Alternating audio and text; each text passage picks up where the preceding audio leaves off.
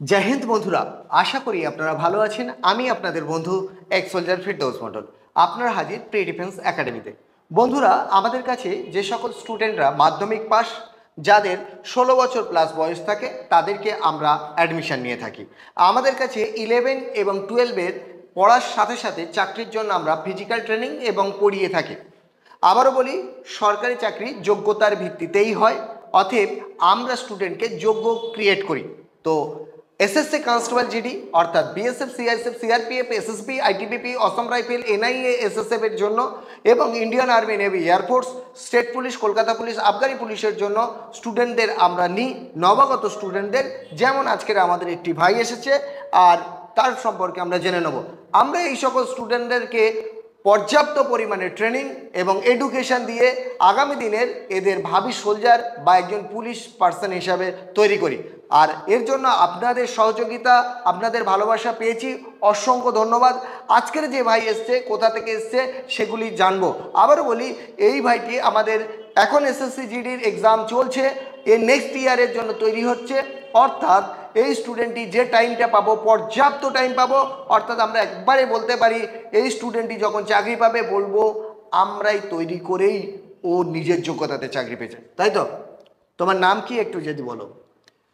রামমোহন পাছাল। বাড়ি কোথায়?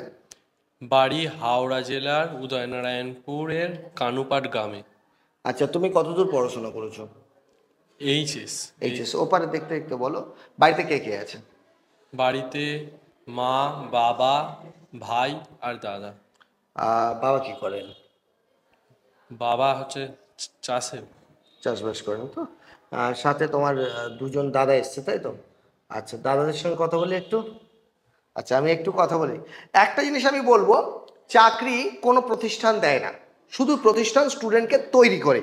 আর যদি তৈরিটা সঠিক হয়, অর্থাৎ তাদেরকে সঠিক মেনটেন করে তৈরি হয়, তারা কিন্তু একবারে সফল হতে পারে। তার জন্য লাগবে সঠিক এডুকেশন, আর এডুকেশন কনফিডেন্স আনে। তো যে ভাই এসছে তার সঙ্গে কথা বলবো, একটু কাইন্ডলি নিয়ে নাও। ভাই, আপনি ওকে ভর্তি করলেন, তাই তো? হ্যাঁ। আচ্ছা, ওর মানে আমাদের এটি কোথা থেকে পেয়েছিলেন সংবাদটা? এটা আমি একটি ফেসবুক ভিডিও থেকেই দেখেছিলাম। আচ্ছা। আমি তারপরে বাড়িতে বাবা মায়ের সাথে আলোচনা করলাম যে এখন থেকে এবার ওর যা পর্যাপ্ত যা মার্কস আছে, 60% প্লাস মার্কস আছে, প্লাস ও কলেজে কোনো অনার্স পায়নি, তাই জন্য আমরা একটা বাড়ি থেকে সিদ্ধান্ত নিই যে ওকে এরকম একটা আর্মির কোচিংয়ে এরকম একাডেমিতে ভর্তি করানোর জন্য। তারপরে আমরা এই যোগাযোগটা করে আমরা আগেও একদিন এখানে এসে ঘুরে যাই, যে আমরা আজকে আমার ভাইকে ভর্তি করতে এসেছি এখানে। তো অসংখ্য ধন্যবাদ আপনাদের। আবারও বলছি, এই ভিডিওটি করছি এবং খেয়াল রাখবেন মাঝে মাঝে কিছু ভিডিও আনবো, ওর কতটা ইমপ্রুভমেন্ট হলো, এবং সব শেষে আমরা ওর সফলতা দেখতে চাই। ওর পরিশ্রমের উপর ডিপেন্ড করবে ও কত কম টাইমে সাকসেস হতে চায়। আপনারা, আপনাদের বাচ্চারা যারা আছে, আপনারা যারা গভর্নমেন্ট সার্ভিস করতে চান, বিশেষ করে ডিফেন্সের চাকরি করতে চান, তাদেরকে বলবো আপনারা নিশ্চিন্তায় নিচে দেওয়া নাম্বারে কল করবেন, আর অবশ্যই জাজমেন্ট করে আমাদের কাছে আসুন, দেখুন, আর বাচ্চাদের ভর্তি করুন। আর চাকরি কিন্তু এ যদি বলে যে 4 মাস 6 মাসে হবে, তেমন নয়। সরকার চাকরি দেবে, আমরা তৈরি করব। ওকে পেশেন্ট নিয়ে পড়ে থাকতে হবে, অর্থাৎ পরীক্ষার দিন পর্যন্ত ওর এখানে থাকতে হবে, এবং পরীক্ষা হয়ে যাওয়ার পরে আবার ফিজিক্যালের এক্সাম পর্যন্ত থাকতে হবে। সর্বোপরি মেডিকেল পাস হয়ে গেলে তারপর হবে সফল। তো আমি আবারও বলছি, ছুটি খুব বেশি নেওয়া যাবে না।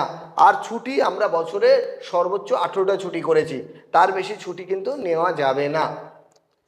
ধন্যবাদ। আপনারা সবাই জানেন ভারতবর্ষে অনলি 1.5 থেকে 2% মানুষ গভর্নমেন্ট সার্ভিস করে, অর্থে সেই জায়গায় যেতে গেলে শ্রম দিতে হবে।